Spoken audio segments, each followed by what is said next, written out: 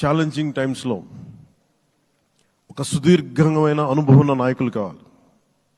4 దశాబ్దాల అనుభవం,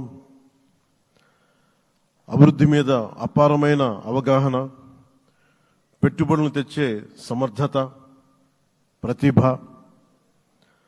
విదేశాల్లో ఉండే నాయకుల్ని మలేషియా దగ్గర నుంచి, సింగపూర్ దగ్గర నుంచి, యూరోప్ దగ్గర, అమెరికా నుంచి ఆ దేశాల అధ్యక్షుల్ని తెలుగు రాష్ట్రాల వైపు దృష్టి మళ్లించేంత శక్తి సమర్థత ఉన్న శ్రీ నారా చంద్రబాబు నాయుడు గారికి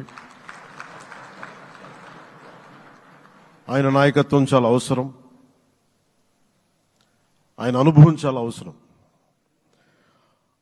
అలాంటి అపారమైన అనుభవం ఉన్న వ్యక్తిని, అనుభవం ఒకటే కాదు, ధైర్యశాలి.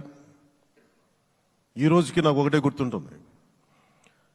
మన తాడేపల్లిగూడెం సభలో చెప్పాను, చాలా క్లేమోర్ మైన్స్ పేలిపోతే జీప్ ఎగిరిపోయి కింద పడితే చొక్కా దులుపుకొని ఆయన మళ్ళీ వచ్చి రాజకీయం చేసిన వ్యక్తి. ఈ రోజున సైబరాబాద్ ఉంది అంటే అది శ్రీ చంద్రబాబు నాయుడు గారి దార్శనికత. అలాంటి వ్యక్తి, ఆయన అనుభవం ఈ రోజున 2024 ఆంధ్రప్రదేశ్కి ఎన్డీఏ కూటమి తరపు నుంచి ముఖ్యమంత్రి అభ్యర్థిగా శ్రీ నారా చంద్రబాబు నాయుడు గారి పేరుని జనసేన పార్టీ పక్షాన నుంచి మేము బలపరుస్తున్నాం.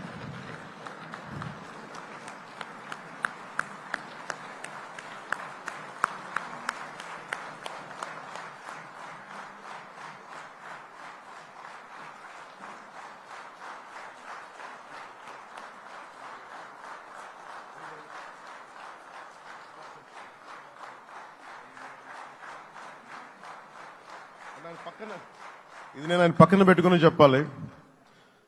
ఆయన నలిగిపోయారు. జైల్లో చూశాను ఆయన.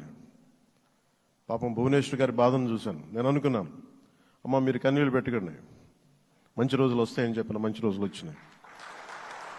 వారికి మనస్ఫూర్తిగా వారికి నా హృదయపూర్వక శుభాకాంక్షలు. మీరు అద్భుతమైన పాలన ఇవ్వాలి అందరికీ మనస్ఫూర్తిగా మీకు నేను తెలియజేసుకున్నాను సార్.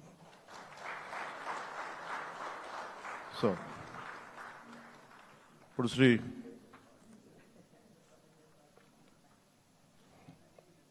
భారతీయ జనతా పార్టీ